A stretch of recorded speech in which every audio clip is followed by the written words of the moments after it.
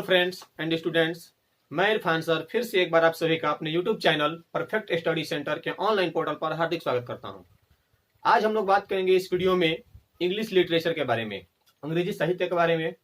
तो बिहार बोर्ड से जुड़े हुए वर्ग 10 यानी क्लास 10th के बच्चों के लिए मैं ये वीडियो बना रहा हूँ खासकर। तो आज का हमारा जो विषय होगा वो होगा इंग्लिश बुक, और उसमें से दो भाग होते हैं बच्चों को पढ़ने के लिए, प्रोज और पोएट्री, दो चीजें होती हैं। तो आज हम लोग पोएट्री से जुड़े हुए फर्स्ट चैप्टर जो कि है गॉड मेड द कंट्री, इसके बारे में पढ़ेंगे। गॉड मेड द कंट्री जो कि क्लास 10th के स्टूडेंट्स के लिए फर्स्ट चैप्टर है पोएट्री का। और इस पोएम के जो पोएट है जिन्होंने लिखा है विलियम कॉपर, इन्होंने लिखा है। तो चलिए शुरू करते हैं। गॉड मेड द कंट्री का मतलब हुआ ईश्वर ने गांव बनाया। ईश्वर ने क्या बनाया? तो ईश्वर ने गांव बनाया। और इस कवि के जो कवि है, कविता के जो कवि हैं वो है विलियम कॉपर। विलियम कॉपर का संक्षिप्त परिचय आप लोग ले सकते हैं। इनका जन्म 1731 ईस्वी में और मृत्यु 1800 ईस्वी में हुआ था, जो कि एक बहुत ही अच्छे कवि थे। इनके कविताओं में पूर्ण रूप से प्राकृतिक परिदृश्य का चित्रांकन होता है। बहुत ही अच्छे कविता ग्रामीण परिवेश से, ग्राम्य जीवन से और यहाँ से जुड़े हुए जो आपसी वातावरण होता है उसके बारे में इन्होंने बहुत सारी कविताएं लिखी है, और अच्छी अच्छी कविताएं। और इन्हीं का एक भाग है यहाँ पर आप सभी के बीच, गॉड मेड द कंट्री। तो चलिए शुरू करते हैं कविता के बारे में। जो पहला पैराग्राफ है उसका फर्स्ट लाइन देखते हैं हम लोग। God made the country and man made the town. ईश्वर ने गांव बनाया और मनुष्य ने शहर बनाया। फिर से एक बार, गॉड मेड द कंट्री, ईश्वर ने गांव का निर्माण किया, and man made the town, और मानव ने शहर का निर्माण किया। What wonder then that health and virtue gifts. कितना आश्चर्य है या क्या आश्चर्य है कि स्वास्थ्य और सद्गुण यानी कि जो जीवंतता होती है, जो जीवन होता है, गिफ्ट्स हमको उपहार में मिले हैं। कहने का मतलब यह है, कवि यह कहना चाहता है कि कवि ने ग्राम्य जीवन में हम लोगों के लिए स्वास्थ्य और जो जीवंतता होती है, जो गुण होता है प्राकृतिक जीवन का, उपहार स्वरूप दिए हैं। That can alone make sweet the bitter draught. लेकिन हम लोगों ने अकेले इसको क्या किया है?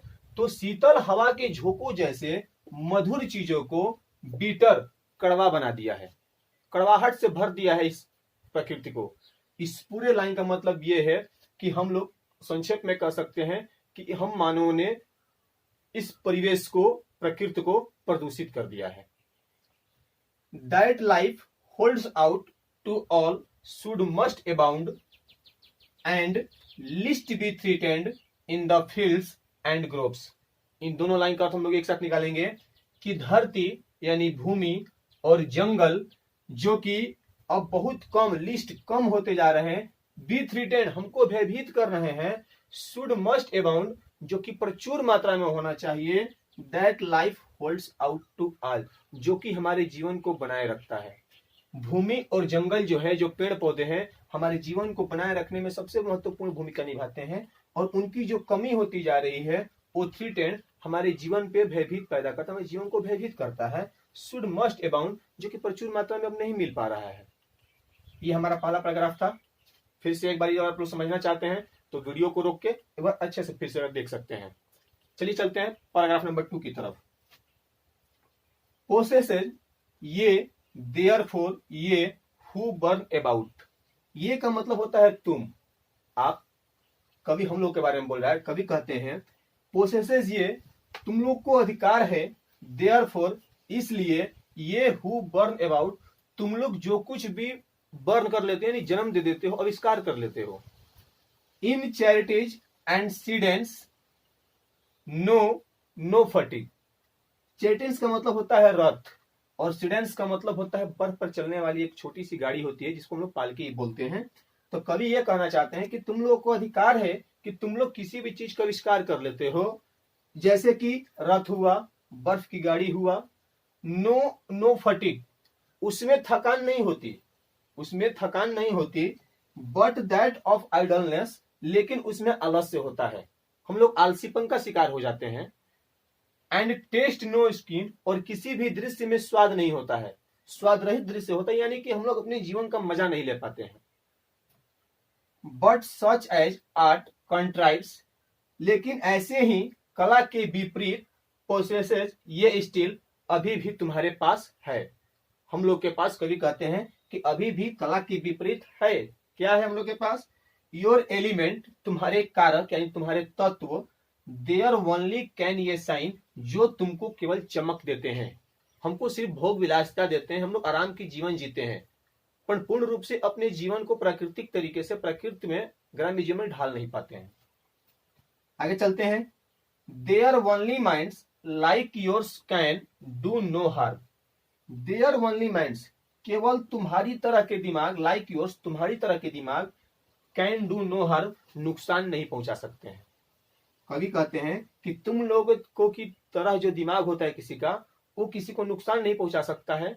पूर्ण रूप से इस पूरे पैराग्राफ का हम लोग अर्थ निकालना चाहे तो इसका स्पष्ट यही है। कवि ये कहना चाहता है कि आज के जीवन में मनुष्य अपने सुख सुविधा के लिए, भोग विलासिता के लिए बहुत प्रकार का आविष्कार कर लिए हैं, जिससे मनुष्य के समय का भी बचत होता है और साथ ही साथ इसको आराम भी मिलता है। लेकिन पहले के जमाने में, पहले ग्रामीण परिवेश में ऐसा होता था, लोग उस वक्त भी आराम करते थे, लेकिन उस वक्त उनको थकान महसूस नहीं होती थी। लेकिन आज जब होता है तो थकान तो इससे नहीं मिलेगा हम लोग को, बट हम लोग आलसीपन का शिकार होते जा रहे हैं। ग्रामीण परिवेश पूर्ण रूप से धीरे धीरे छुपता चला जा रहा है। यही कारण है कि कवि कहते हैं कि गॉड मेड द कंट्री, कि मनुष्य ने, ईश्वर ने क्या बनाया? गांव बना दिया है, और उसी गांव को हम लोग अपने फायदे के लिए मनुष्यों ने क्या किया है? शहर का निर्माण दे दिया है। ठीक है, ये हमारा 8 पैराग्राफ था। तो आप लोग इसको फिर से एक बार देख सकते हैं, वीडियो रोक के देख सकते हैं, और हम चलते हैं फिर से। तो चलिए अब हम लोग अगले पैराग्राफ की तरफ चलते हैं। तीसरा पैराग्राफ क्या है हमारा? Our groves were planted to console at noon, हमारे जो जंगल है, छोटे छोटे पेड़ पौधे हैं, उद्यान है, वेयर प्लांटेड, लगाए जाते हैं, बोए जाते हैं, टू कंसोल एट नून, दोपहर में सांत्वना देने के लिए। कंसोल मतलब होता है सांत्वना देना, यानी कि शांति देना। The pensive wanderer in their sets, pensive मतलब होता है उदास, और वांडर मतलब होता है घूमने वाला, यानी घुमक्कड़ या पथिक, जिसको हम लोग बोलते हैं, आने जो राही होते हैं। इसको हम लोग बोल सकते हैं कि हमारे जो जंगल है, हमारे जो वृक्ष है, वो बोए जाते हैं ताकि दोपहर में उदास घूमने वालों के लिए अपनी छाया में सांत्वना देते हैं। एट ईव, ईव का मतलब इवनिंग होता है, जो कि शाम होता है। At eve the moon beam sliding softly in between the sleeping leaves is all the light they wish, अर्थ निकालेंगे।